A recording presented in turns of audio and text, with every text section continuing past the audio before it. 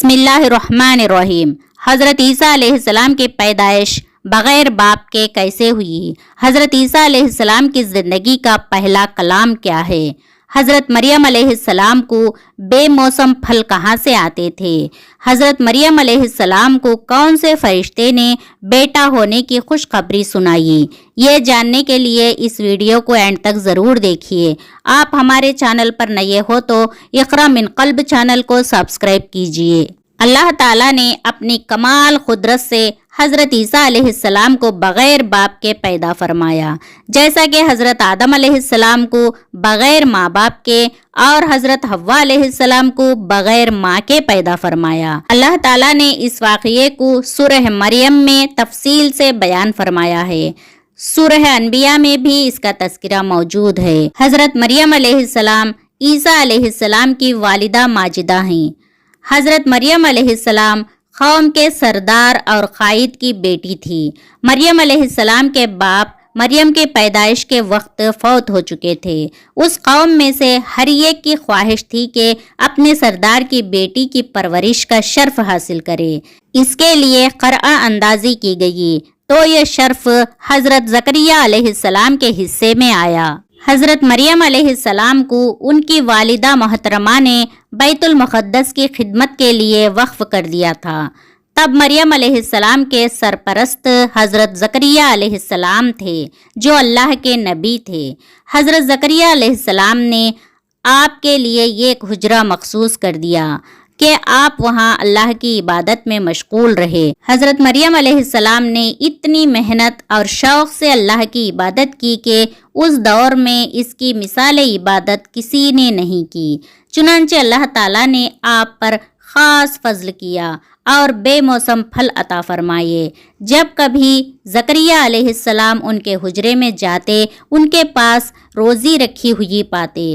وہ پوچھتے، اے مریم، یہ روزی تمہارے پاس کہاں سے آئی؟ وہ جواب دیتی، یہ اللہ کے پاس سے ہے۔ بے شک اللہ تعالیٰ جسے چاہے بے حساب روزی دیتا ہے۔ سبحان اللہ۔ فرشتوں نے حضرت مریم علیہ السلام کو اللہ کی منتخب بندی ہونے کی بشارت دی۔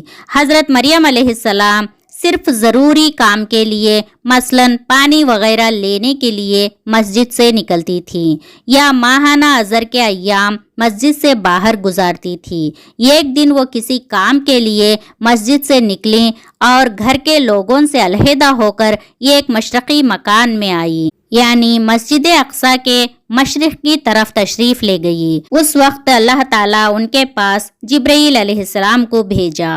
حضرت جبرائیل علیہ السلام انسانی شکل میں ان کے سامنے ظاہر ہوئے۔ مریم علیہ السلام نے فرشتے کو دیکھا تو انسان سمجھ کر ڈر کر بولی، میں تجھ سے رحمان کی پناہ مانگتی ہوں اگر تو اللہ سے ڈرنے والا ہے۔ حضرت جبرائیل علیہ السلام نے انہیں تسلی دیتے ہوئے کہا، میں اللہ کا فرشتہ ہوں۔ اللہ نے یہ خوشخبری دینے کے لیے بھیجا ہے کہ آپ کو ایک پاک باز بیٹا ملنے والا ہے۔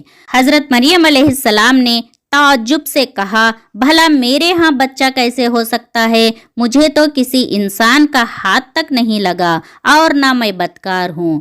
حضرت جبرائیل علیہ السلام نے جواب دیا کہ یہ تو اللہ کا حکم ہے جو پورا ہو کر رہے گا۔ تیرے پروردگار کا ارشاد ہے کہ یہ مجھ پر بہت آسان ہے، وہ اسباب و علل کا محتاج نہیں۔ اس نے حضرت آدم علیہ السلام کو پیدا کیا، جن کی پیدائش میں نہ کسی مرد کا حصہ تھا نہ عورت کا۔ اسی نے حضرت حوا علیہ السلام کو صرف مرد کی بائیں پھسلی سے پیدا کیا۔ اس نے باقی سب انسان کو مرد اور عورت سے پیدا کیا۔ وہی حضرت عیسیٰ علیہ السلام کو صرف ماں سے بغیر باپ کے پیدا کرے گا۔ اللہ تعالیٰ فرماتا ہے، ہم تو اسے لوگوں کے لیے ایک نشان بنا دیں گے اور اپنی خاص رحمت، وہ جوانی اور بڑھاپے میں اللہ کی طرف بلانے والا ہوگا۔ یہ تو ایک طے شدہ بات ہے۔ اللہ تعالیٰ ہر چیز پر قادر ہے۔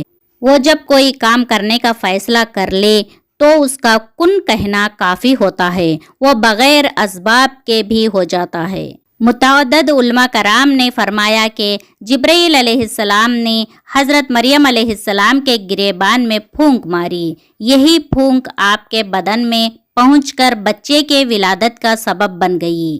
हज़रत मरियम अलैहिस्सलाम के हमल से होने की खबर हर जगह फैल गई, जिससे आपको और आपके ख़ानदान को बहुत परेशानी का सामना करना पड़ा। बाज़ लोगों ने आपको यूसुफ नजार के साथ जोड़ दिया, जो एक नेक आदमी था, बैतुल मुक़द्दस में इबादत में मशगूल रहता था। हज़रत मरियम अलैहिस्सलाम लोगों से अलग होकर एक दूर दराज मकाम पर तशरीफ़ ले गई। बाज़ रिवायात के मुताबिक बैतुल हम की बस्ती में चली गई। फिर विलादत का दर्द उन्हें एक खजूर के तने के करीब ले आया। आप उस वक्त 2 गुना तकलीफ में मुब्तला थी, जिस्मानी तौर पर विलादत का दर्द और ज़हनी तौर पर मुस्तकबिल में आने वाले तानाकशी का दर्द। आप एक मुक़द्दस घराने से ताल्लुक़ रखती थी और ख़ुद भी इबादत नशीन थी। लोग आपके बारे में हर किस्म की बदगुमानी का इजहार करेंगे। इसी कश्मकश में उनकी ज़बान पर ये अल्फाज आ गए कि काश मैं इससे पहले ही मर गई होती और लोगों की याद से भी भूली बिसरी हो जाती। उस वक्त हज़रत जिब्रील अलैहिस्सलाम ने उन्हें नीचे से आवाज़ दी कि आज़ुर्दा खातिर ना हो, तेरे रब ने तेरे पाँव तले एक चश्मा जारी कर दिया है।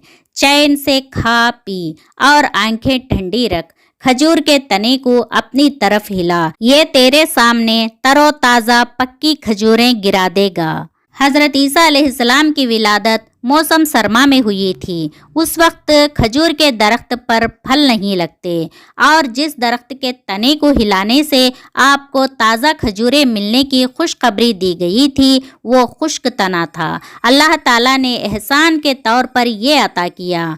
फिर उसी आवाज़ देने वाले फरिश्ते ने कहा, अगर तुझे कोई इंसान नज़र आ जाए तो इशारे से कह देना, मैंने अल्लाह रहमान के नाम का रोज़ा मान रखा है, मैं आज किसी शख्स से बात ना करूँगी।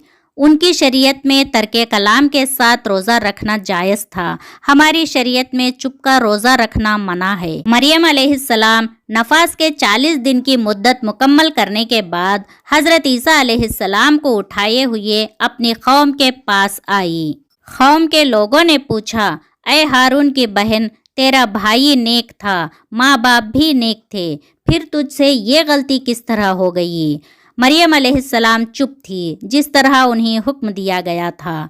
जब सूरत हाल नाजुक हो गई और अल्लाह के सिवा कहीं से मदद की तौक़ा ना रही, तो मरियम अलैहिस्सलाम ने अपने बच्चे की तरफ इशारा किया कि उसी से पूछ लो, ये खुद ही हकीकत का इजहार करेगा। वो लोग हज़रत मरियम अलैहिस्सलाम से बहस कर रहे थे और सोच रहे थे कि वो हमसे मजाक कर रही हैं, क्या बग़ैर बाप के भी बच्चा पैदा हो सकता है? उस वक्त हज़रत ईसा अलैहिस्सलाम ने कौम से मौजूज़ाना तौर पर बोल उठे, मैं अल्लाह का बंदा हूँ, उसने मुझे किताब अता फरमाई और मुझे अपना पैगंबर बनाया है और उसने मुझे बाबरकत किया है जहाँ भी मैं रहूँ, और उसने मुझे नमाज और ज़कात का हुक्म दिया है जब तक मैं ज़िंदा रहूं, और उसने मुझे अपनी वालिदा का खिदमत गुजार बनाया है और मुझे सरकश और बदबख्त नहीं किया, और मुझ पर मेरी पैदाइश के दिन, मेरी मौत के दिन और जिस दिन भी दोबारा ज़िंदा खड़ा किया जाऊंगा सलाम ही सलाम है। हज़रत ईसा अलैहिस्सलाम की ज़िंदगी का पहला कलाम है, वो भी 40 दिन की उम्र में। आपने सबसे पहले जो बात कही वो ये थी, इन्नी अब्दुल्लाह, मैं अल्लाह का बंदा हूँ। आपने ना अल्लाह का बेटा होने का दावा किया, ना अल्लाह का शरीक होने का। इससे ईसाइयों के इस अक़ीदे की नफ़ी होती है कि वो हज़रत ईसा अलैहिस्सलाम को अल्लाह का बेटा मानते हैं।